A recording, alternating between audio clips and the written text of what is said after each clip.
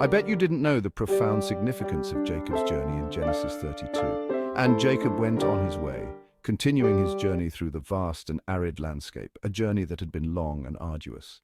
The sun beat down relentlessly and the path ahead seemed endless, yet Jacob pressed on, driven by a sense of purpose and destiny.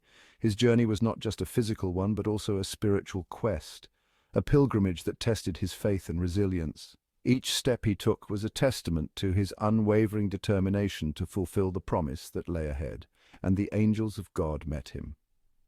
These celestial beings, radiant and awe-inspiring, appeared before Jacob, their presence a divine affirmation of his path. It was a moment of profound spiritual significance, a reminder that he was not alone on this journey. The angels, with their ethereal glow and serene presence, brought a sense of peace and reassurance to Jacob. They were a tangible sign of God's favor and protection, a heavenly endorsement of his mission. And when Jacob saw them, he said, "This is God's host."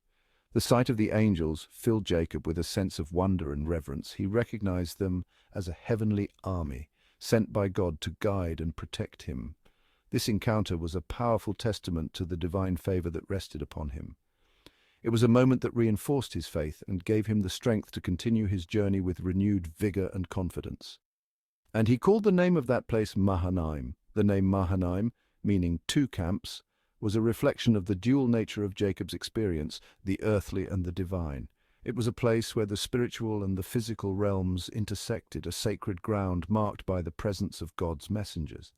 This naming was not just a geographical marker, but a spiritual milestone, a reminder of the divine encounter that had taken place there. And Jacob sent messengers before him to Esau his brother unto the land of Seir, the country of Edom.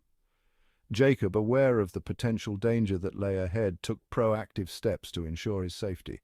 He sent messengers to his estranged brother Esau, hoping to reconcile and find favor in his sight. This act of sending messengers was a strategic move, a way to gauge Esau's intentions and prepare for any eventuality, and he commanded them, saying, "Thus shall ye speak unto my lord Esau." Jacob's message was carefully crafted, a blend of humility and respect. He referred to Esau as my lord, acknowledging his brother's status and seeking to appease any lingering animosity. This choice of words was deliberate, a way to show deference and hopefully soften Esau's heart. "Thy servant Jacob saith thus, I have sojourned with Laban and stayed there until now." Jacob recounted his time with Laban, emphasizing the years he had spent away from home. It was a subtle reminder of the passage of time and the changes that had occurred in their lives. This part of the message was meant to bridge the gap of years and experiences that had separated the two brothers. "And I have oxen and asses, flocks and men servants and women servants." Jacob's wealth had grown significantly during his time with Laban. He now possessed a substantial amount of livestock and servants, a testament to his hard work and God's blessings. This declaration of wealth was not just a statement of fact, but also a way to show Esau that he came in peace and had no need to covet anything from him. "And I have sent to tell my lord that I may find grace in thy sight." Jacob's plea was heartfelt and sincere. He sought Esau's forgiveness and hoped to mend the rift that had separated them for so long.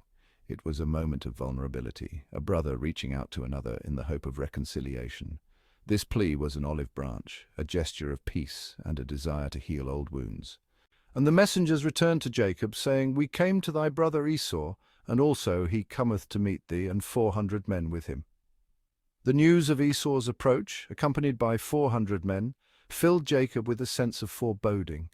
The large number of men suggested a potential threat, and Jacob's anxiety grew. This news was a stark reminder of the unresolved tension between the brothers and the potential for conflict. Then Jacob was greatly afraid and distressed.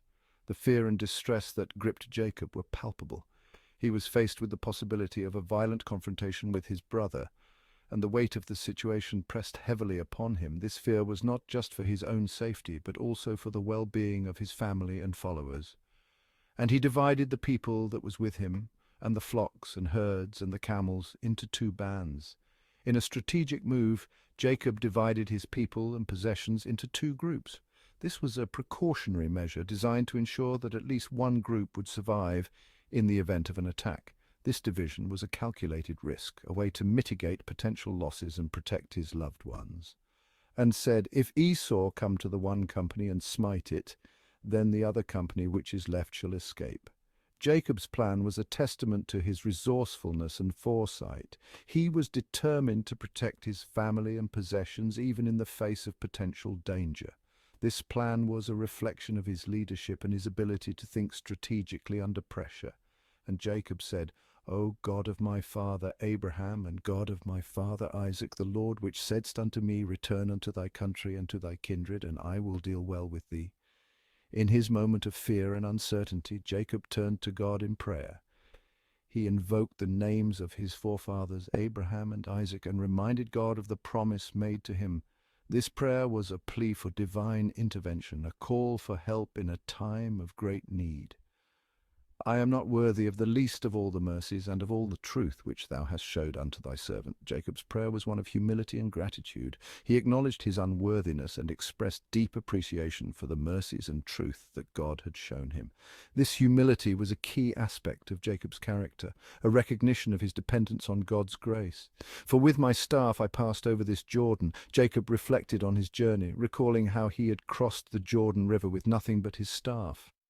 It was a reminder of how far he had come and the blessings he had received along the way.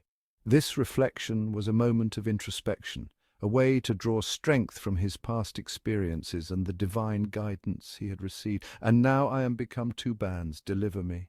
Jacob's plea for deliverance was heartfelt and urgent. He was acutely aware of the danger he faced and sought God's protection for himself and his family. This plea was a cry for help, a recognition of his vulnerability and his need for divine intervention. Credits: narration by narrator's name, script by writer's name, produced by producer's name. As the story of Jacob's divine encounter comes to a close, we are reminded of the power of faith and the importance of seeking reconciliation. Jacob's journey was one of transformation, marked by moments of fear, humility, and divine intervention. It is a timeless tale that continues to inspire and resonate with us today. This story is a testament to the enduring power of faith, the importance of humility, and the transformative potential of divine encounters.